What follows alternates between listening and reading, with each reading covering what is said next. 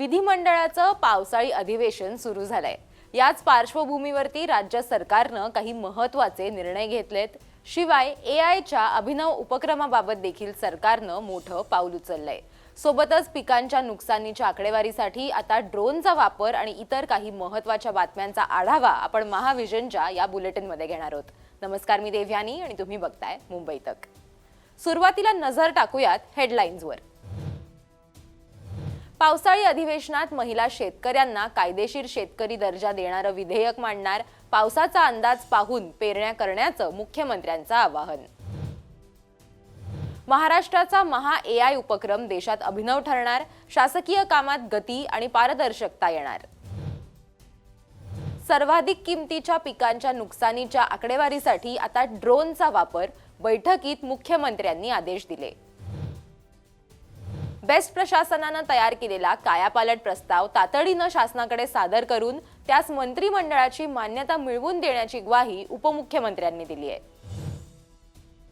पुणे जिल्ह्यातील आरोग्य आणि उद्योगासंदर्भात सखोल चर्चा, उपमुख्यमंत्री सुनेत्रा पवारांकडून आढावा बैठका, कामांना गती देण्याचे आदेश।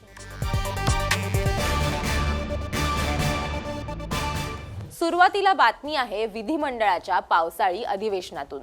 महिला शेतकऱ्यांना कायदेशीर दर्जा देणाऱ्या विधेयकांसह 10 विधेयकं पावसाळी अधिवेशनात मांडणार असल्याचं मुख्यमंत्र्यांनी सांगितलंय। राज्यातील 56 लाख शेतकऱ्यांना कर्जमाफीचा लाभ होणार असून कर्जमाफी हे शेतकऱ्यांना दिलासा देण्याचं साधन असल्याचंही मुख्यमंत्री म्हणालेत। पण मला असं वाटतं की आज आपण जर विचार केला तर 36,585 कोटी रुपये आणि 56 लाख शेतकऱ्यांना या कर्जमाफीचा लाभ होणार आहे। आणि हा जो आकडा आहे आतापर्यंतच्या झालेल्या कर्जमाफींमधला सगळ्यात मोठा आकडा आहे। सर्वात जास्त बेनिफिशियरीज आतापर्यंतच्या कर्जमाफीमधले या कर्जमाफीत असणार आहे। बँकाही कशा प्रकारे वाचवता येतील, पण कर्जमाफी बँकेकरता नाही, ती शेतकऱ्याकरता, अशा पद्धतीनं याचं स्ट्रक्चरिंग आम्ही केलेलं आहे। पावसाचा अंदाज पाहूनच पेरण्या करण्याचं आवाहन देखील मुख्यमंत्र्यांनी यावेळी केलंय। अधिवेशनाच्या पूर्वसंध्येला आयोजित पत्रकार परिषदेला उपमुख्यमंत्री एकनाथ शिंदे, उपमुख्यमंत्री सुनेत्रा पवार देखील उपस्थित होत्या। उपमुख्यमंत्री एकनाथ शिंदेंनी राज्याच्या तिजोरीवरती बळीराजाचा पहिला अधिकार असल्याचं सांगितलंय, तर महिला शेतकऱ्यांना हक्क व सन्मान मिळवून देण्यासाठी शासन कटिबद्ध असल्याचं उपमुख्यमंत्री सुनेत्रा पवार म्हणाल्या आहेत। यावेळी संसदीय कार्यमंत्री चंद्रकांत पाटील, महसूल मंत्री चंद्रशेखर बावनकुळे, जलसंपदा मंत्री गिरीश महाजन, सहकार मंत्री बाबासाहेब पाटील आदी उपस्थित होते। आता बातमी आहे एआय संदर्भातली। आपण बघतोय की महाराष्ट्र सरकार एआयच्या वापरावरती भर देताना दिसतंय। मुख्यमंत्री फडणवीस स्वतः कामकाजात एआय वापरासाठी आग्रही असल्याचंही दिसून आलंय। राज्य शासनाच्या विभागांमधील कामकाज अधिक कार्यक्षम, सुरक्षित आणि लोकाभिमुख करण्यासाठी महा एआय हा एआय आधारित देशातील पहिलाच अभिनव उपक्रम विकसित करण्यात आला असल्याचं मुख्यमंत्री देवेंद्र फडणवीसांनी सांगितलंय।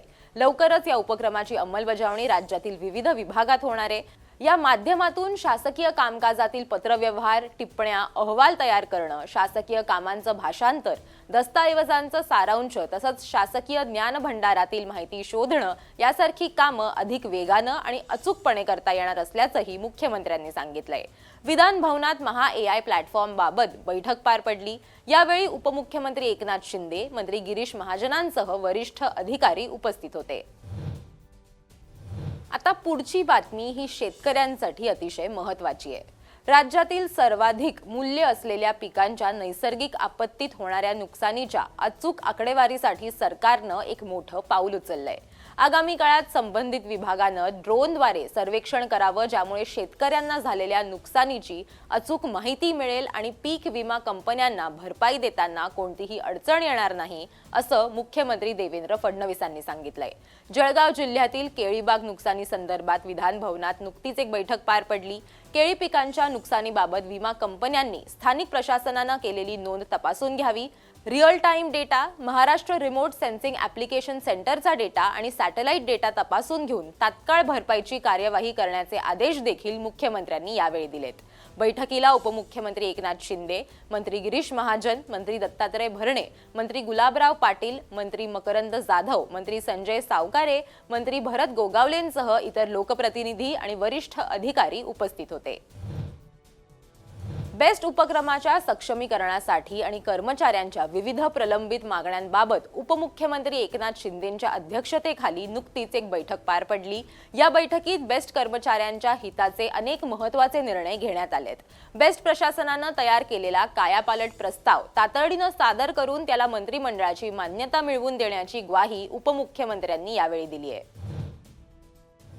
ही प्रलंबित ग्रॅच्युटीची रक्कम या आर्थिक वर्षामध्ये देण्याचा निर्णय झालेला आहे. ती रक्कम त्यांना मिळेल. बेस्टच्या कर्मचाऱ्यांना मूलभूत सोयी सुविधा चांगल्या दर्जाच्या मिळतील आणि मोठ्या प्रमाणावर जास्तीत जास्त रेव्हेन्यू जो आहे, महसूल जो आहे, किंबहुना आर्थिक फायदा जो आहे हा बेस्टचा झाला पाहिजे. हा पर्याय आपल्याला बघायचा आणि त्याला देखील मान्यता या मीटिंगमध्ये झालेली आहे. कर्मचाऱ्यांची प्रलंबित ग्रॅच्युटीची रक्कम याच आर्थिक वर्षात अदा करण्याचा निर्णय देखील घेण्यात आलाय.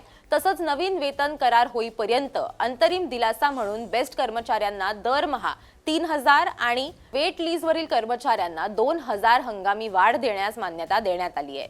या बैठकीनंतर बेस्ट कर्मचारी कृती समितीनं संप मागे घेत असल्याची घोषणा केली. त्यामुळे मुंबईकरांना मोठा दिलासा मिळालाय.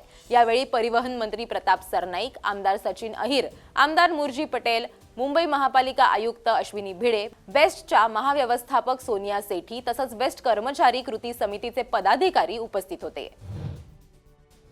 आता पुणे जिल्ह्यासंदर्भातली एक महत्त्वाची बातमी आहे.